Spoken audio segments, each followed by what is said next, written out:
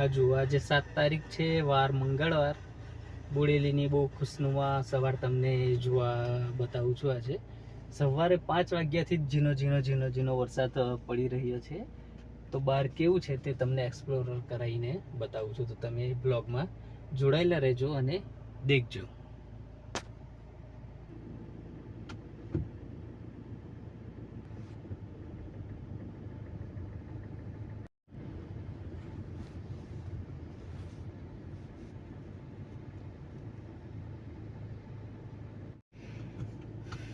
આપણે આવી ગયા છે બોડેલીની ઢોકલિયા ચોકડી. ત્યાંથી અંદર ગામમાં જઈશું. આજે 7 તારીખ છે, મંગળવાર. આજનું કેવું વાતાવરણ છે જુઓ. સવારે 5 વાગ્યાથી જ વરસાદ પડી રહ્યો છે, જે તમને બતાવું છું. આ ઢોકલિયા ચોકડી જે કોલેજ ટીસી કાપડિયા ચોકડી છે તે પણ નામથી જાણીતી છે. આ આપણે આગળ જઈ રહ્યા છીએ. તમે બ્લોગમાં જોડાયેલા રહેજો. સવારે 5 વાગ્યાથી ઝરમર વરસાદ ચાલુ રહ્યો છે, એટલે આ પ્રમાણે થોડું વાતાવરણ આખું ચેન્જ થઈ ગયું છે. હજુ ચોમાસું જ ચાલી રહ્યું હોય એવું લાગ્યા કરે છે. એટલે હવે કેવું થાય છે તે તમે જુઓ.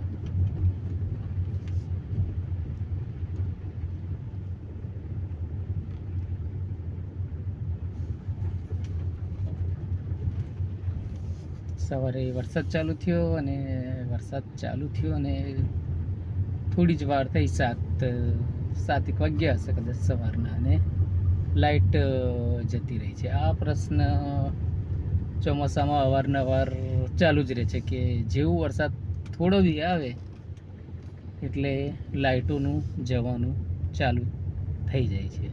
તરત જ લાઇટ જતી રહે છે. આ એક બહુ મહાન પ્રશ્ન છે. અહીંયા શાક માર્કેટ ભરાય છે, પણ હજુ વાર છે. એટલે તો સવારના 7 વાગ્યાની આજુબાજુનો સમય છે. એટલે હવે કેટલા વાગે થાય છે તે જોઈએ.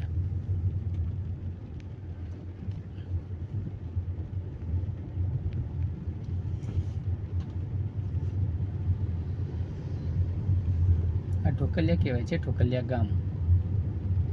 હવે અમારું બોડેલી પણ આ નગરપાલિકામાં સમાઈ ગયું છે, એટલે આજુબાજુના 3-4 ગામ બધા ભેગા થઈને નગરપાલિકા બનાવી દીધી છે.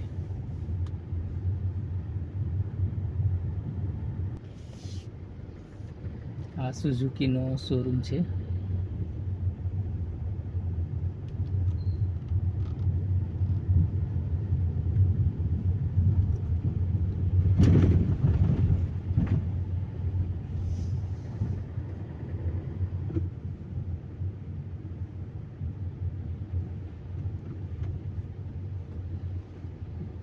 રામજી મંદિર આવી ગયું છે, ઢોકલિયાનું બોડેલીનું મેન.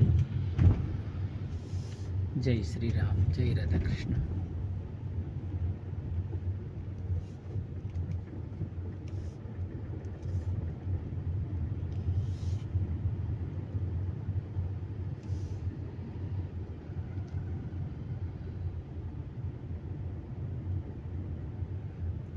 આ એની બહુ જાણીતી માનીતી હાઈસ્કૂલ છે, સિરોલાવાલા હાઈસ્કૂલ, જે ખૂબ જૂની છે. બોડેલીની સૌથી પહેલી જ હાઈસ્કૂલ આપણે કહી શકીએ, એટલી જૂની છે.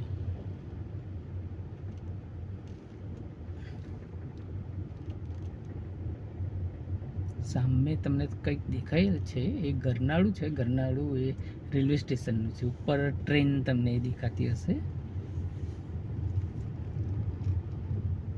ટ્રેન છે, બહુ 2-3 મહિના જેવું થઈ ગયું છે. એ ટ્રેન અહીંયા પાર્કિંગ કરી છે. હવે ખબર નહીં શેના માટે કરી છે, શું નહીં. બંધ જ છે કેટલા ટાઈમથી,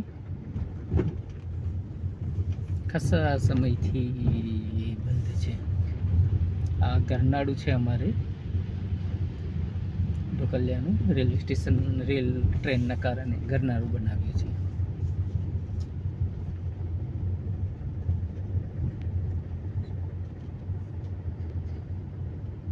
આ અમારું મેઇન બજાર આવી ગયું. સવારના 7 વાગ્યા છે, એટલે હજુ દુકાનો ખાસ ખુલેલી નથી. તમે જોઈ શકો છો.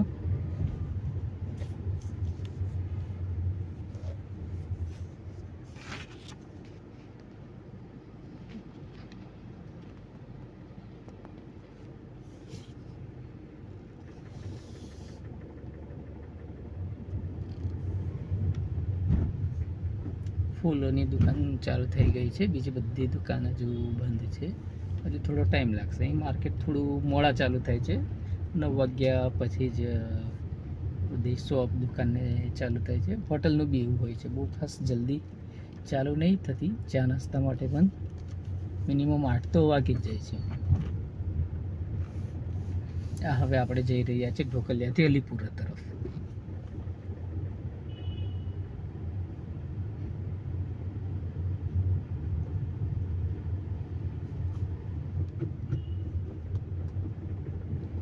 જો સવારના 7 વાગ્યા છે, બધી દુકાનો હજુ બંધ છે.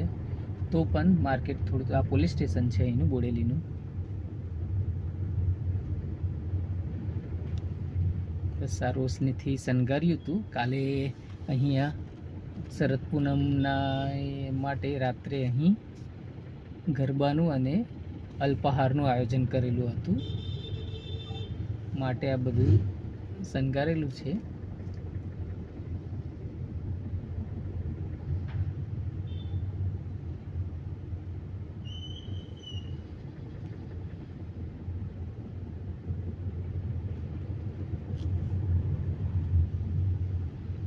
આગળ તમે જોઈ રહ્યા છો શાકભાજીની નાની ગાડી જાય છે, ટેમ્પુ છે નાનો.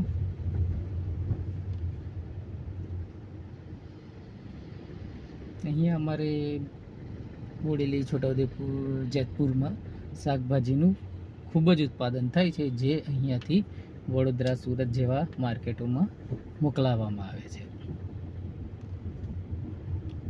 મોટાભાગે ટામેટાનું ઉત્પાદન, સૌથી વધારે ટામેટાનું ઉત્પાદન ગુજરાતમાં થતું હોય તો અમારા છોટાઉદેપુરમાં, અને તે પણ પાવી જેતપુર તાલુકામાં, ત્યાં મેક્સિમમ ટામેટાનું ઉત્પાદન થાય છે.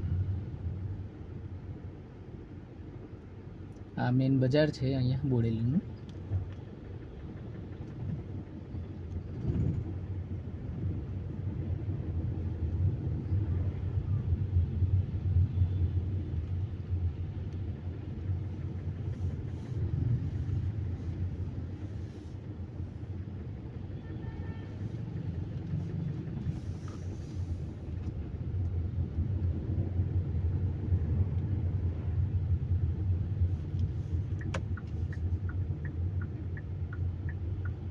આ મેન ચોકડી છે. આ હાઈવે છે, નેશનલ સ્ટેટ હાઈવે, જે ડાયરેક્ટ મધ્યપ્રદેશને જોડે છે વડોદરાથી.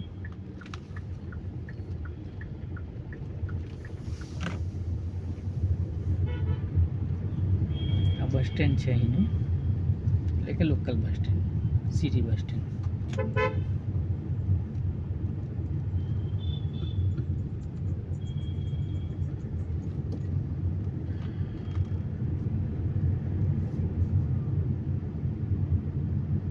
હવે આપણે જઈ રહ્યા છીએ પાછા કોલેજ તરફ. BAPS સ્વામિનારાયણ મંદિર છે, ત્યાં જઈ રહ્યા છીએ આપણે. આ એની મોટી હોસ્પિટલ આવી, સર્વોદય હોસ્પિટલ, જે ખૂબ જાણીતું નામ છે. અને આગળ તમને જે મોટી બિલ્ડિંગ દેખાય છે, ઉપર નામ લખેલું છે યોગેશ્વર હોસ્પિટલ. યોગેશ્વર હોસ્પિટલ છે અહીંની, તે પણ ખૂબ પ્રખ્યાત હોસ્પિટલ છે. અહીંયા બોડેલી અમારું આ ગામ છે, તે મેડિકલ હબ માટે જાણીતું છે. અહીંયા તમને તમામ પ્રકારની હોસ્પિટલાઇઝની સુવિધાઓ મળી જાય છે. કોઈ પણ રોગ માટે હોસ્પિટલ અહીંયા અવેલેબલ છે, અને 24 કલાક ડૉક્ટર તમને મળી જાય છે. MD ફિઝિશિયન પણ છે અને MS સર્જન પણ છે બધા. એટલે તમારે દૂર જવું નહીં પડતું વડોદરા સુધી, અહીંયા જ આપણાને કામ નીકળી જાય છે આપણે. આ અમારું રેલવે ફાટક આવી ગયું છે બોડેલીનું.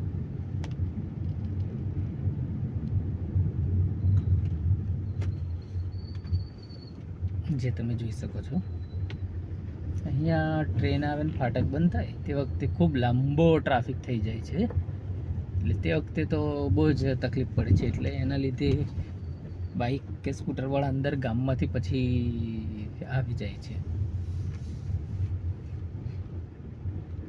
સામે દેખાય છે ઇન્ડિયન ઓઇલનો પેટ્રોલ પંપ છે, અને ડાબી બાજુ છે તે યોગેશ્વર મોટર્સ છે. હીરોનો સૌથી મોટો શોરૂમ આખા છોટાઉદેપુર જિલ્લાનો કહી શકાય છે. તમને અહીંયા દરેક પ્રકારની હીરોનું ગાડી મળી જશે, સ્કૂટર, સ્પ્લેન્ડર ને બધી જ. આ ફરીથી મેડિકલ હબ આવી ગયું.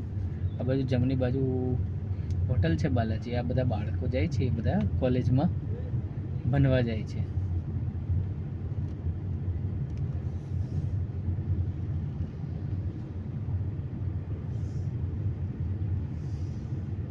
આ સંગમ જનરલ હોસ્પિટલ આવી ગઈ છે, ડાબી તરફ તમને દેખવા મળશે.